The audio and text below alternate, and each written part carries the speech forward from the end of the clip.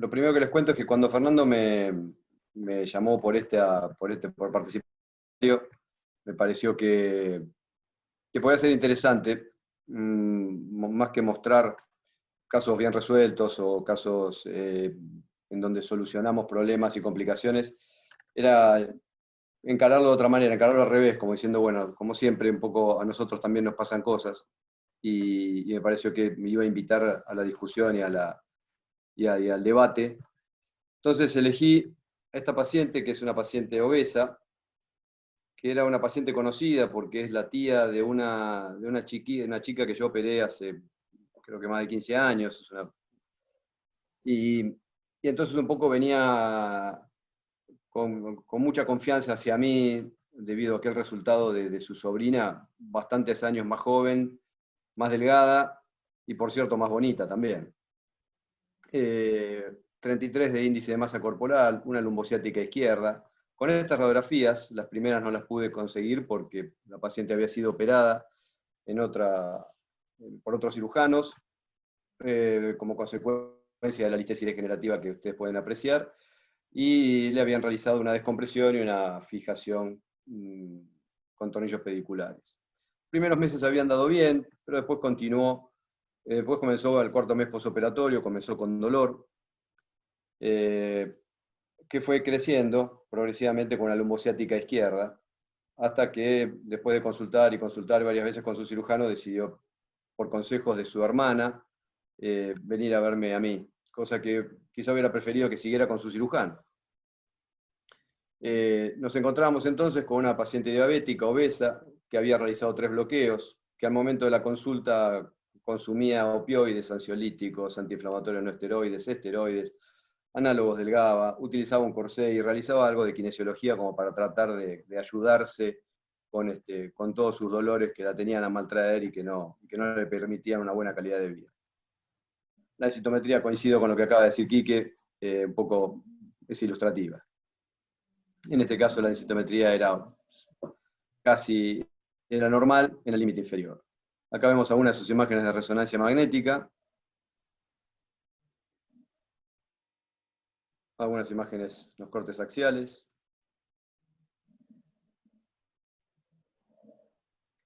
Vemos que algo del quinto disco también estaba comprometido, levemente, pero con ciertos cambios degenerativos.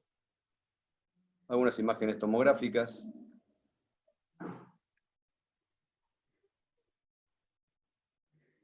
Y esta es un poco la más representativa, la imagen tomográfica mostrando los tornillos a nivel del lumbar 5, con un claro aflojamiento que coincidía con aquellas radiografías dinámicas que nos mostraban 8 grados de movilidad entre la flexión y la extensión. Como modo de resumen, tenemos una femenina de 60 años, diabética, obesa, con pseudoartrosis y quizá un inicio o una adición distal que podría estar contribuyendo también con su cuadro de dolor y de mala calidad de vida. Entonces, un poco nos planteamos estas opciones de tratamiento: retiro instrumental, reinstrumentación de artrodesis vía posterior, con algunas de las formas de artrodesis 360 desde posterior, como PLIF-LIF, reinstrumentación y artrodesis por doble o triple vía, hacerle alguna LIF, hacerle un L-LIF. Y también nos planteábamos si hacer todo en el mismo día o en días diferentes, y así vamos sumando nuestros interrogantes y nuestras alternativas de tratamiento, y viendo que el quinto disco quizá no estaba del todo bueno, y para ya, digamos, dar por terminado un poco lo que fuera el futuro de esta paciente, si le sumamos o no el quinto disco y si fusionamos hasta el sacro, y si le hacemos una fusión hasta el sacro, le agregaremos tornillos ilíacos o no. En conclusión, yo sumé más o menos unas 8 alternativas de tratamiento.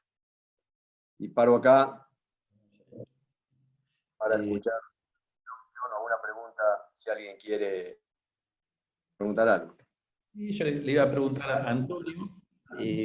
Tenemos una paciente de unos 60 años, diabética, con un aflojamiento de tornillo L5, con unas placas que en principio no muestran desalinación sagital, que quiere operarse con el doctor, aparentemente con alguna relación con su sobrina que no queda muy claro. No, nada. Solamente que tiene una espondilolistesis y que la operé hace, Eso no es lo sé, que más me 20 preocupaba. años. Esperemos, tiene Hoy que ya es quedar una bien. señora con 2 hijos. ¿Qué opción? O sea, primero si hasta acá Que diga llegás, de... Mira, yo verdaderamente esta paciente está claro que, aparte que el tornillo, la alineación del tornillo derecho de la L5 está mirando para afuera y apuntando a malas personas, y eso hay que tenerlo también en consideración, porque ahí hay que, de entrada, seguro que reubicar los implantes de ese lado. No he oído que refirieras que la paciente tenía sintomatología neurológica excesivamente importante.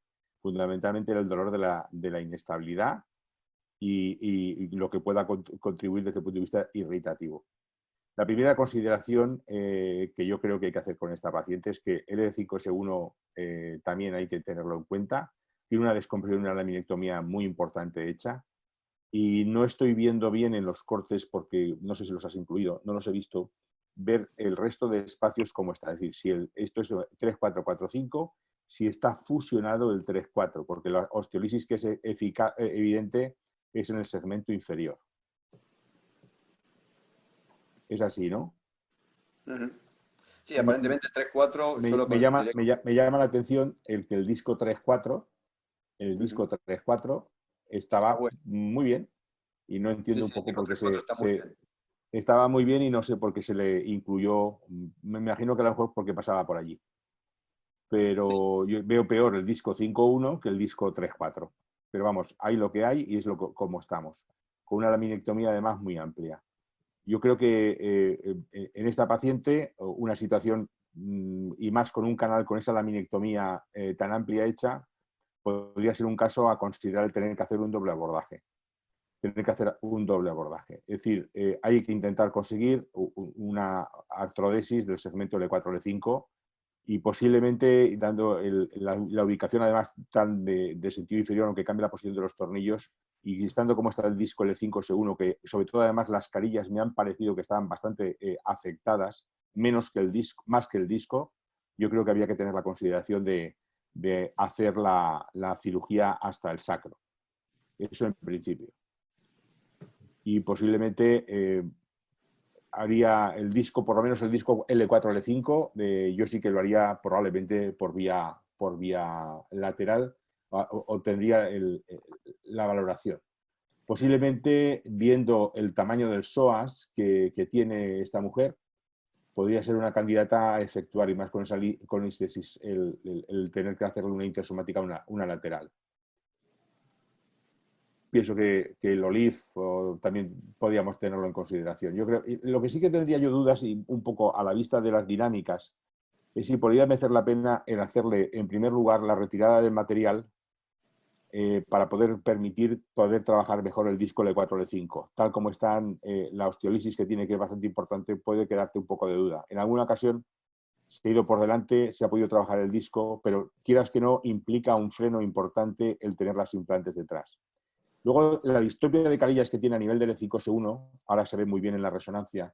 Yo creo que con un segmento, con tres segmentos cogidos por arriba, 3 vértebras, yo creo que es una situación en la cual, y más con el condicionamiento que tiene ya, que ese disco L5-S1, antes o después pueda dar problemas. Es un tema que habría que discutir con la paciente. Y yo creo que también puede contribuir algo, pero sobre todo lo que está claro es la inestabilidad que tiene el L4-L5 con la pseudoartrosis. Alejandro, vos para estos pacientes, ¿has hecho cirugía de revisión con OLIF en aflojamiento, o sea, en pseudoartrosis lumbar posterior? Sí, como una alternativa de aporte estructural, de aporte biológico estructural. Un poco en línea con lo que decía Antonio, en general, habitualmente, nos resulta más práctico soltar las barras de alguna manera posterior para trabajar más fácil el espacio discal, sino con la maniobra ortogonal tenemos por ahí muchas chances de subsidencia si el espacio se mueve menos de lo que nosotros pensamos. Entonces la respuesta es sí, y en un caso como este me plantearía soltar las barras, eventualmente reposicionar los tornillos como corresponde y hacer el soporte anterior por vía de OLIF sin las barras. O sea, sería un primer tiempo, vía posterior, aflojamiento del sistema y revisión, cerrar. Aflojamiento, exactamente, sacarlos, aprovecharía para reposicionar los implantes, cosa que ya estuviese hecho, y después tuviese que entrar solamente a eventualmente colocar injerto y poner las barras. La pondría de costado, haría el Olive 4.5.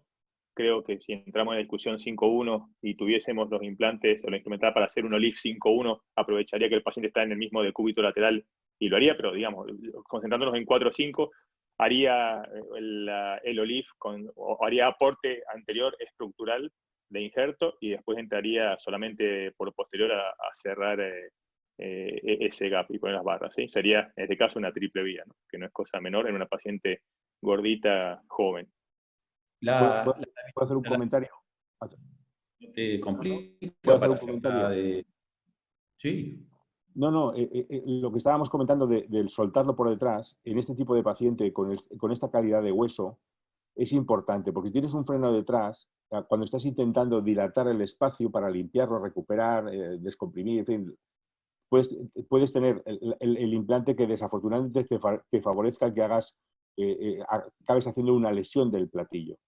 Y entonces te compliques más la situación de lo que estás teniendo. Yo creo que es importante, aunque sea una triple vía, por detrás, verdaderamente lo que vas a hacer es retirar el material y hacer esa fase de ubicación de los tornillos en posición más correcta, pero sin colocar la barra. Luego la vía posterior es bien, tienes que volver otra vez, pero es colocar unas barras que verdaderamente no implica excesivamente tiempo.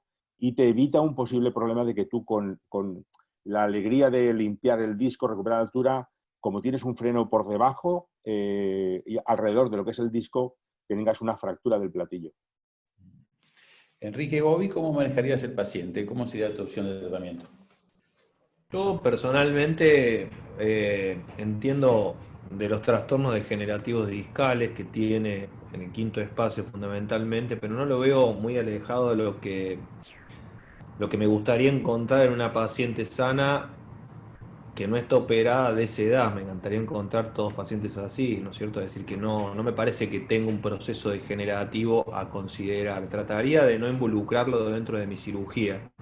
Porque el origen del dolor de ese quinto espacio es dudoso.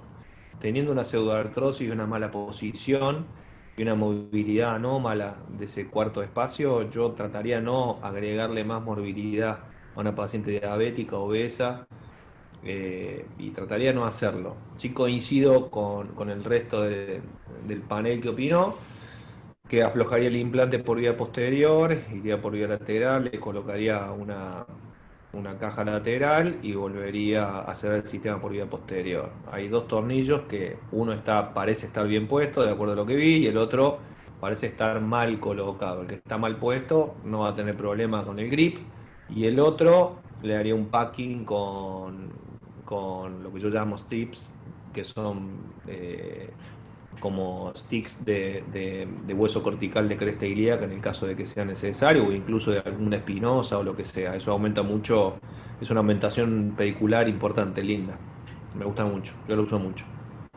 El tornillo rojo, vos le colocás injerto autónomo, palitos, y el tornillo más grande y más largo. Seguramente utilizo el tornillo más largo y el más de diámetro mayor que pueda encontrar dentro del sistema que solicite. Pero bueno, insisto, hay que hacer un análisis muy, muy, muy certero de esa quinta vértebra lumbar, ¿no? Para saber qué es lo que tiene que hacer uno cuando vaya a la primera cirugía, que tiene que corregir ese problema, uno lo va a dejar para después. Uno tiene que ir a la vía lateral ya conforme y sabiendo de que no va a tener que prolongar su cirugía al sacro, porque lo que logró en esa quinta vértebra es muy buena, ya sea con aumentación pedicular o recolocando el implante. Entonces de esa manera ya tenés un nivel de certeza elevado de que no vas a tener que hacer otra cosa más que colocar una barra cuando vas a tu tercer tiempo. ¿Podemos ver la resolución del caso, Pablo? Nos propusimos en ese momento, la propuesta, lo que pensé fue ir hasta abajo y viendo un poco lo que era su aorta y demás, la propuesta era quizás hacerle 2 o 3 ALIF a demanda, a lo que pudiéramos resolver, a lo que pudiéramos hacer, y completarlo con una vía posterior L3S1. Por una cuestión técnica, finalmente el único ALIF que hicimos fue el 5.1, y la resolución de la vía posterior y digamos, la 360 la completé por vía posterior a través del PLIF. Hice todo el mismo día, no hice aflojamiento previo de los instrumentales, del instrumental que tenía, y empezamos con una vía anterior y le hicimos este tratamiento con ese resultado posoperatorio. Pero el paciente no anduvo muy bien, anduvo con ciática posoperatoria, persistía la ciática izquierda, no era tremenda, era 4 en 10, a veces menos, se quejaba de dolor, y como si eso fuera poco, se infectó como obesa, diabética y multioperada.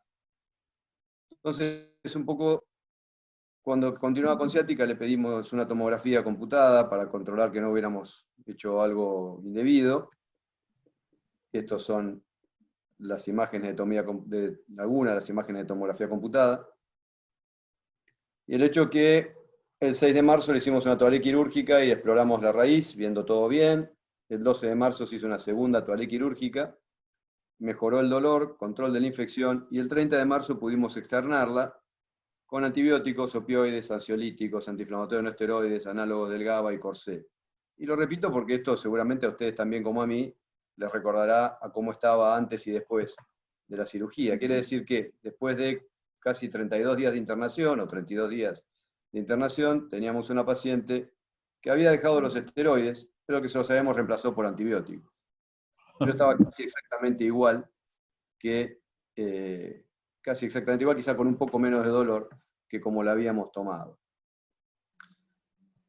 Si hubiéramos hecho caso a Bobby, esta llamada no la hubiéramos tenido, y el domingo 19 de abril, estas cosas pasan siempre los domingos, me llama por teléfono y me dice que se había caído, que estaba muy dolorida, pero que ahora el dolor ciático había cambiado, que no le dolía más la pierna izquierda, sino que le dolía a la derecha. Y bueno, hubiéramos empezado por ahí.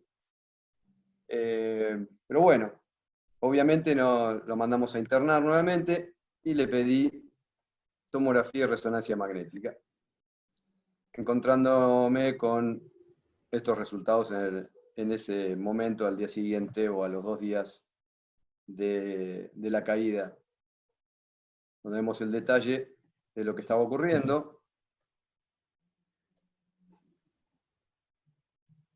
Algunas imágenes axiales, preocupándonos mucho de qué estaba pasando con el ALIF, cortes sagitales, la resonancia,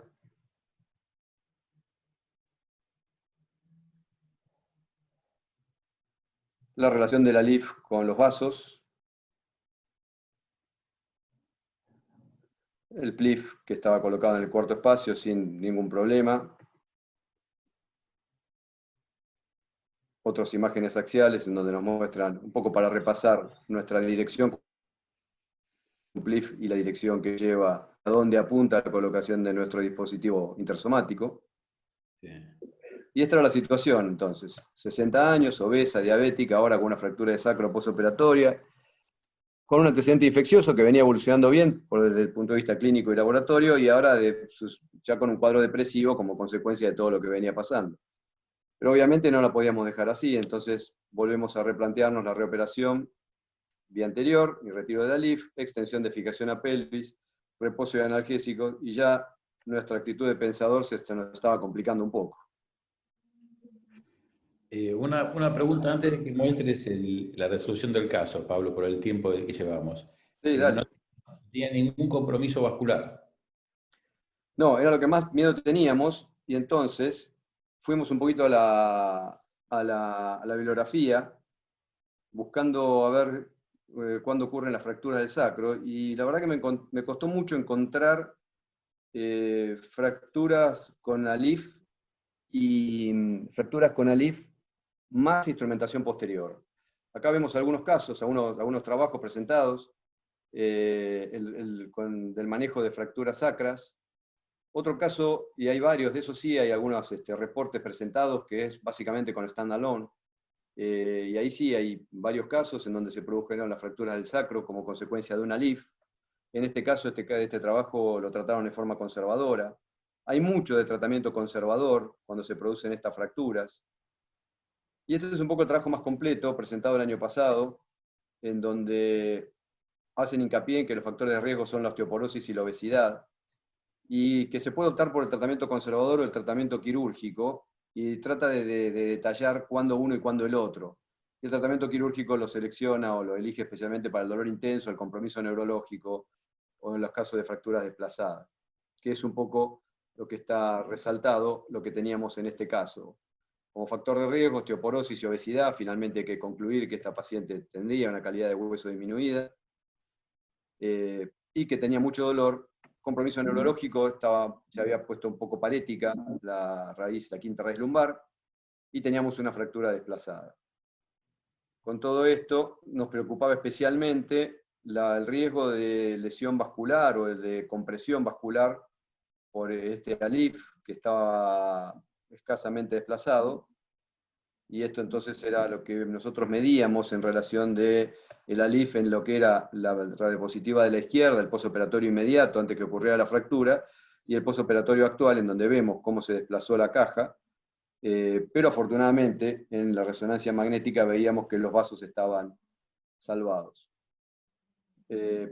Por supuesto que esto lo tuvimos en consideración con el doctor Janeiro, y para decidir un poco qué tratamiento definitivo realizar.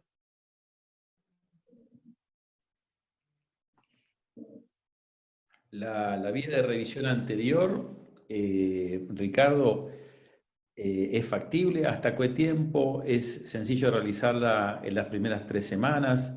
¿En estos casos vos tomás alguna consideración en especial para la vía de revisión? No, la vía habitualmente solemos usar la misma.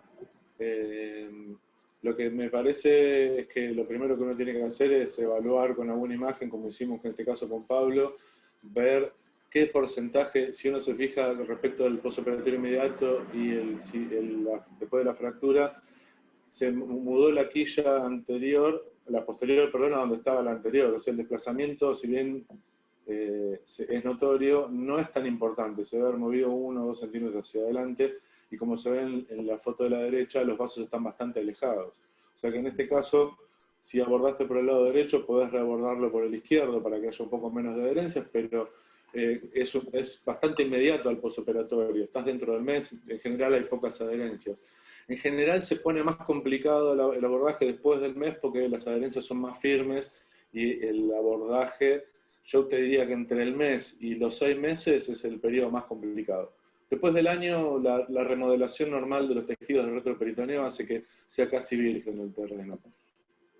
Por lo menos en el caso de 8. ¿Cómo? Perdón, cuando te toca dentro del mes, a los 6 meses, o sea, en el peor momento de la fibrosis. Claro, en el peor momento ¿Buscas ir de vuelta retroperitoneal o vas transperitoneal? Sabes que yo, por una cuestión de comodidad, no intento nunca, salvo que tenga un fallido, y en los últimos, te diría, 8 o 10 años no he hecho transperitoneal, ni siquiera en revisión. Porque tenés un problema que es, tenés que hacer una incisión más grande para poder poner un campo chico, húmedo, como hacen los ginecólogos, para correr todas las vísceras. Es mucho más incómodo siempre. El hecho de poder poner solamente una valva que mueva la bolsa peritoneal con el intestino es mucho más cómodo. Yo no, y en ese lapso no irías ¿Cómo? del otro lado. Y en ese lapso... En primera instancia trato de ir por el otro lado porque el despegamiento de la bolsa es mucho más cómodo. Entonces, si bien se te puede romper en la cercanía, ahí ya con la barba lo puedes manejar. Digamos, la hoja bien posterior al retroperitoneo. Siempre yo uso el lado alternativo. Me parece como mucho más práctico para que sea más rápido y más ágil el abordaje, ¿no? Obviamente. Cuanto menos tiempo quirúrgico en un paciente que ya tiene antecedentes de infección, es gordo, obvio. ¿Podemos ver la resolución que has tenido, Pablo? El 23 de abril le hicimos el retiro de los tornillos L5 izquierdos y el segundo bilateral porque estaban francamente flojos y sueltos, y resolvimos no reabordarla por vía anterior y solamente extender hacia distal la fijación con una doble fijación ilíaca bilateral, un poco porque ya no teníamos más tornillos sacros, teníamos solamente un tornillo L5 derecho, y no teníamos, bueno, como dije, no teníamos más tornillos sacros, entonces prefería hacer una cuádruple fijación distal. Vemos que la LIF se sigue manteniendo en la misma posición. En agosto de este año logramos finalmente que baje todo, inclusive de peso y de índice de masa corporal. El paciente está realmente bastante mejor. Y un poco como elemento de diagnóstico complementario, vemos que la LIF se sigue manteniendo en la misma posición. Y como elemento de diagnóstico complementario, porque tuvo algo de edema en las piernas, y otra vez siempre teníamos dudas de qué estaba pasando con los vasos, fue que le pedí esta angiotomografía, en donde el resultado es este, que se observa un adecuado flujo de contraste tanto en la aorta abdominal como en las arterias ilíacas, sin ningún problema. Ahí vemos varios de los cortes en donde se ve el contraste. Como conclusión, entonces, complicaciones de la LIF, intraoperatorias y posoperatorias, todos más o menos las conocemos, las lesiones vasculares, la eyaculación retrógrada, la lesión de asas intestinales, en las intraoperatorias, y en las posoperatorias, a modo de resumen, lo que vemos es TBP, TEP, hernias abdominales, dolores en la toma de injerto, bastante dependiendo de la osteoporosis, subsidencias, es un poco lo que más a veces podemos ver como consecuencia de la osteoporosis, pero fundamentalmente esto nuevo, o que no es nuevo, que todos lo conocen, pero que justamente es lo que resalto en esta presentación, la fractura de sacro con ALIF.